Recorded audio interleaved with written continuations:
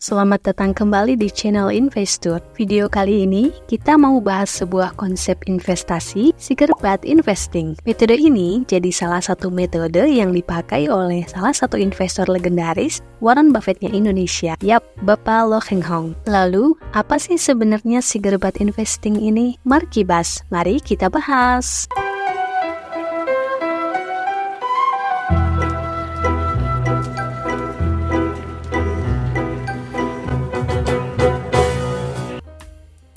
Ketika mendengar kata Sigerbat, apa sih yang muncul dalam pikiran kalian? Investasi di perusahaan rokok atau apa? Memang Sigerbat itu kalau ditranslate ke bahasa Indonesia artinya puntung rokok, tapi bukan berarti investasi yang berkaitan dengan industri tembakau ya. Konsep Sigerbat ini pertama kali diperkenalkan oleh Benjamin Graham, seorang tokoh legendaris di dunia investasi yang dijuluki sebagai the father of value investing.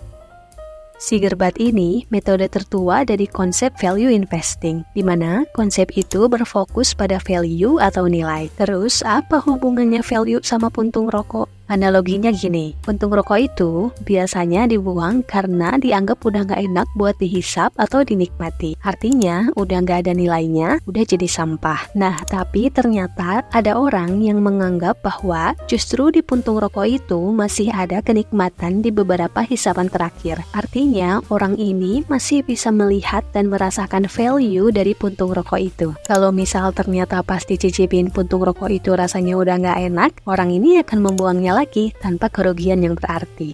Dari analogi tadi, bisa kita tarik kesimpulan bahwa Sigerbat Investing ini yaitu metode yang digunakan untuk mencari saham yang dijual murah. Padahal sebenarnya saham tersebut punya nilai yang jauh lebih tinggi. Kalau memang misalnya saham itu ternyata zonk, baik itu harganya turun terus atau perusahaannya dilikuidasi, kita nggak akan merasa rugi-rugi banget karena pas kita beli harganya murah. Kalau istilahnya Pak Lo Heng Hong nih, beli Mercy harga Avanza, beli Mercy harga Bajaj. Kita tinggal tunggu aja sampai harganya kembali seharga Mercy.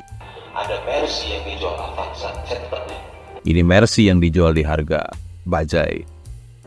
Tapi yang harus digarisbawahi, jangan asal nyari saham yang murah ya, karena nggak semua saham murah punya kualitas fundamental yang sehat. Kita harus jeli dalam memvaluasi sebuah saham, karena Sigerbat Investing ini ibaratnya kita lagi cari berlian yang tersembunyi di antara tumpukan batu.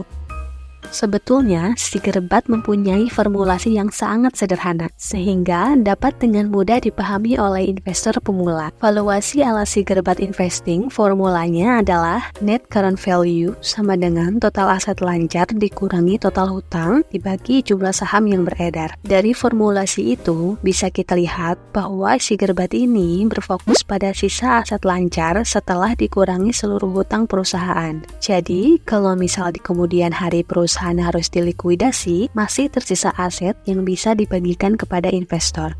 Kita kasih contoh ya, misal perusahaan Manjur memiliki aset lancar 1 juta, kemudian total hutang yang dimilikinya sebesar 450.000, lalu jumlah saham yang beredar 2.000 lembar saham. Kemudian ceritanya perusahaan ini mempunyai kondisi fundamental yang sehat ya, maka NCAV-nya sebesar 1 juta rupiah kurangi 450.000 dibagi dengan 2.000 lembar saham, sama dengan 275 rupiah per saham. Nilai NCAV-nya sudah ditemukan. Lalu, menurut metode Sigerbat ini, nilai saham yang dijual di pasar harus setara dengan 2/3 dari nilai NCAV-nya. Kalau kita kalikan, 2/3 kali 275 rupiah sama dengan 183 rupiah.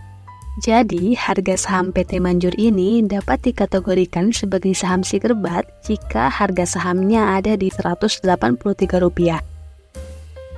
Metode inilah yang membuat investasi kita menjadi low risk tapi memiliki potensi return yang tinggi. Jadi, sebenarnya Sigerbat ini memberikan strategi yang menarik dan menguntungkan. Karena dengan konsep ini, investor dapat memanfaatkan saham-saham undervalue dan mengubahnya menjadi kesempatan untuk meraih cuan. Jadi gimana? Kalian udah coba aplikasiin metode ini di portofolio kalian? Tulis di kolom komen ya. Sampai jumpa di video selanjutnya.